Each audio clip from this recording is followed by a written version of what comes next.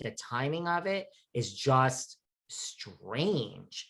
That it was announced that she's coming back, but you had an article that said Sarah Fraser, and she was like, "Oh, Sarah Fraser's gonna announce my return to Potomac. Fuck her.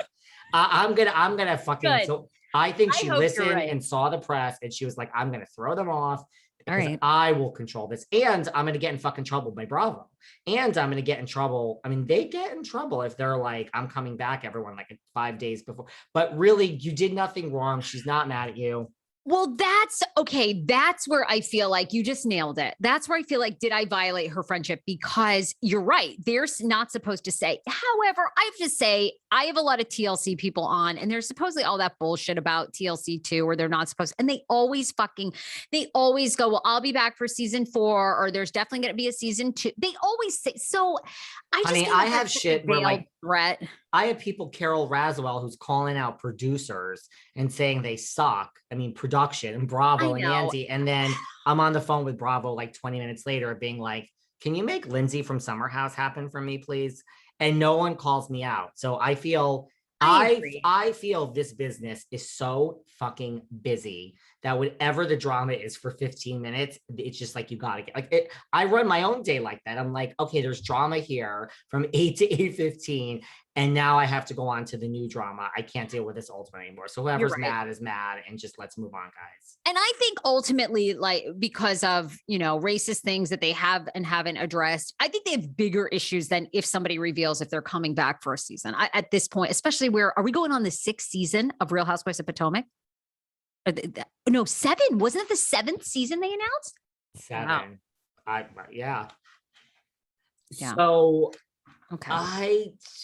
But the point is, I owe you lunch, and Candy Gal is coming back, and you predicted it. And when she texted you and said she was coming back and I called bullshit, she was right. So Candiace, welcome back. Now come on my show. I listen, I love Candiace. I've always said it. I think she's drop dead gorgeous. I do. I think so she's beautiful. Drop dead gorgeous.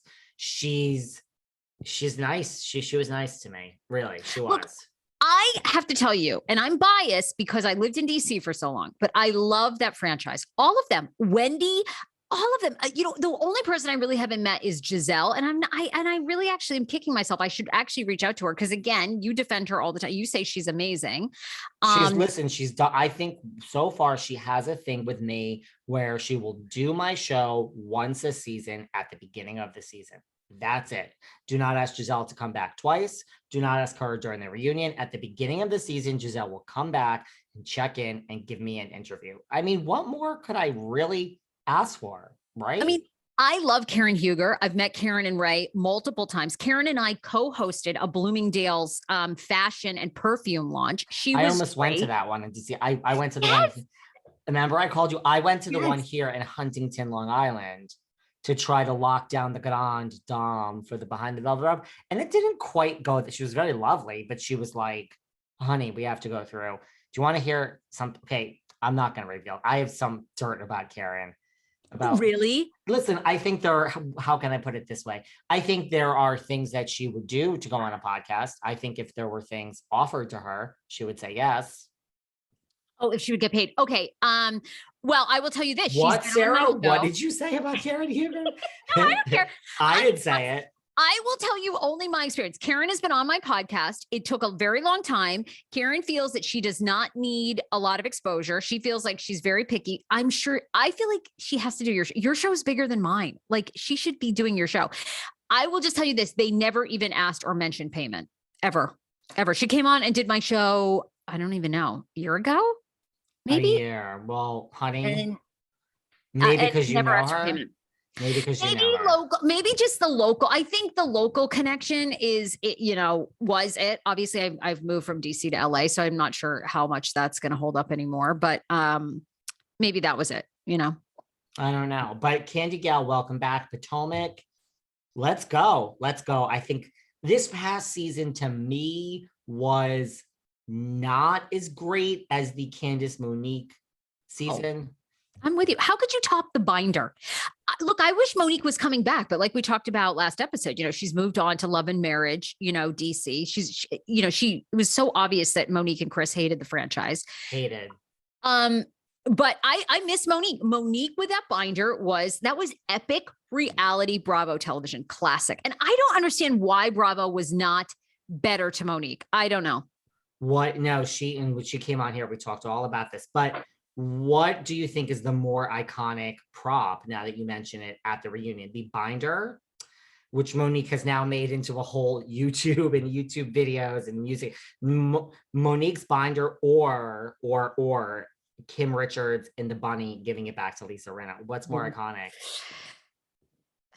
I think the bunny, unfortunately. Like, the bunny is number one, and then number two is the binder. Absolutely. Because just no matter what, I mean, now I think you and I've talked about this, but Beverly Hills has really surpassed even Atlanta. I mean, Atlanta was like the marquee, but I do think Beverly Hills is so big, it almost transcends pop culture. You know what I'm saying? Like, they mesh with the Kardashians now. It's so big. Yes, yes, and yes. And by the way, I think an epic fail of a prop at the reunion is Dr. Osefo with her blown up text. That is like, like those big Monopoly when they hold it up like four. Yes.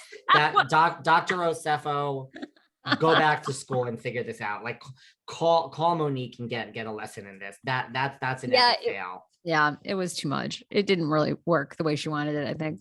Well, speaking of Summer House, let's take a minute. You're new to the franchise. What are you thinking of?